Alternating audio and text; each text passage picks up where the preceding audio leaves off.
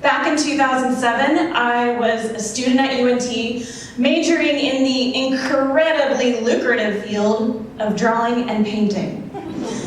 And in your junior year, there's this big portfolio review. The professors look at everybody's work and they rank each student one by one. But they share only the top half of the list. They leave the bottom half empty to save face for everyone else. Now, despite being an artist, I also happen to be quite the grade A perfectionist. Goody two-shoes, straight A student, obeyed all the rules and got her gold star. But that day when they posted the list to my professor's door, something shifted, because my name wasn't on it. That night, while drowning my sorrows over $2 drafts of Miller Lite, I had an idea. I know what'll show them, I thought. I'm gonna paint myself naked. Why not? I'm 21. I'm never gonna look like this again in my life. By taking this crazy idea I had and actually acting on it, I had, without meaning to, inoculated myself against the kind of fear that a lot of people feel about expressing themselves. I'd already been as vulnerable as I would probably ever be as an artist, so it all felt much less scary from there. A few years later, I started a travel blog, even though I worked in an office and I only had 2 weeks of vacation per year. But that little blog turned into a community of readers, young readers, who were desperate to see the world, and they needed to hear from someone just like me to know that travel would still be possible, even if they followed a traditional career path. Somewhere around this time, I happened to be looking for a new job, and on my way to work one day, I got a call from my recruiter.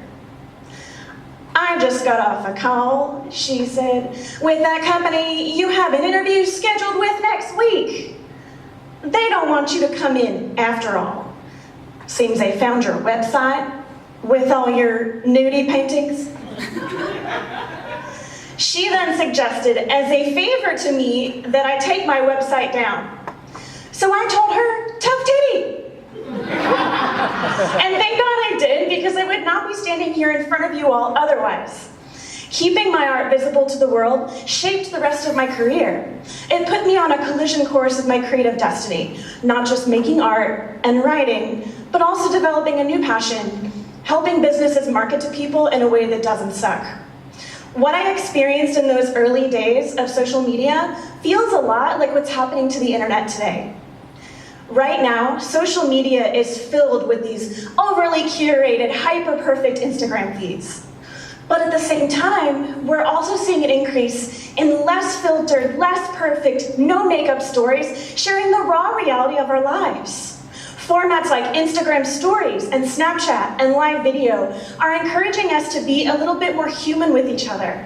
We're letting our hair down and we're having more fun with it. Why? Because we're desperate to be more unscripted and goofy and real with each other. And if that weren't true, then these less formal, more ephemeral content formats would not be taking off like they are. So, in a particular time in our cultural history, when things we don't agree with must be fake news, when the idea of celebrity is collapsing and we don't know who to trust anymore, you are the antidote. Now, I know the pressure may still feel high to be something perfectly polished and airbrushed and bleached to within an inch of your damn life. But that's changing. And it's just all the more reason to share your wild idea now, to be unapologetically you. Because with everyone scrambling to be exactly the same as everyone else, the only way to stand out now is to create something real and new and to share it with us instead of keeping it to yourself. And that applies to you whether you're one person just trying to find your people, or you're a business marketing your product or service. And if what's stopping you is a feeling like you're bragging, I encourage you instead to focus on who you're helping, on community over competition. Ask yourself, how can you share your story with the world in a way that serves others? Who desperately needs to hear what you have to say? So get over your hang-ups, stop censoring yourself, and start sharing your beautiful, awkward realness with the world. Yes, you. Because somebody out there, they need to hear it like you wouldn't believe.